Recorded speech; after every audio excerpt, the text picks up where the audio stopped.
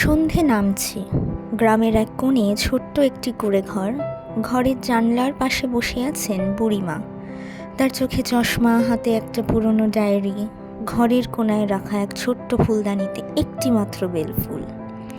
এই বেলফুলটা প্রতিদিন সকালে তার নাতনি মিনা তুলে আনে। মিনার মা বাবা শহরে থাকে, ও থাকে দিদার সঙ্গে। মিনা জানে দিদার পছন্দের ফুল বেল ফুল, তাই প্রতিদিন সকালে মাঠের ধার ঘেঁষে দাঁড়ানো পুরনো বেল গাছটা থেকে সে একটা ফুল তুলে আনে।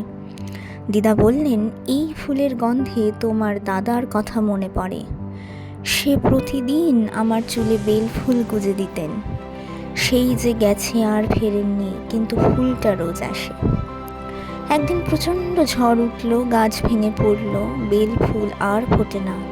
পরদিন সকালে মিনা গাছের জায়গায় গিয়ে দাঁড়িয়ে শুধু মাটিটা ছুঁয়ে এলো, খালি হাতে ফিরে এলো। দিদা কিছু বললেন না, কেবল বললেন, আজ বেল ফুলটা তুমি নিজের মনে ফুটিও মিনা। বাইরের গাছ না থাকলেও যদি মনে থাকে, গন্ধ হারায় না। পরদিন সকালে সবাই দেখে ঘরের জানলায় একটা নতুন চারা গাছ, ছোট্ট একটা বেল গাছ। মিনা নিজেই গাছ লাগিয়েছে। বছর কেটে গেল, গাছ আবার ফুল দিল। একদিন সকালে দিদার ঘরে ঢুকে দেখা গেল দিদা আর নেই, কিন্তু তার কপালে রাখা একটা বেল ফুল, যেটা মিনা দিয়েছিল। আর জানলার পাশে সেই পুরনো ডায়েরি, শেষ পাতায় লেখা, শেষ বেল ফুলটা আমি পেলাম তোমার ভালোবাসায়।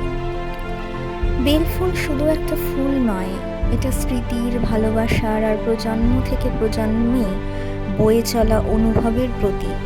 যে ভালোবাসা হারায় না, মরে না, শুধু রূপ বদলায়। আশা করছি ভিডিওটা ভালো লাগলো।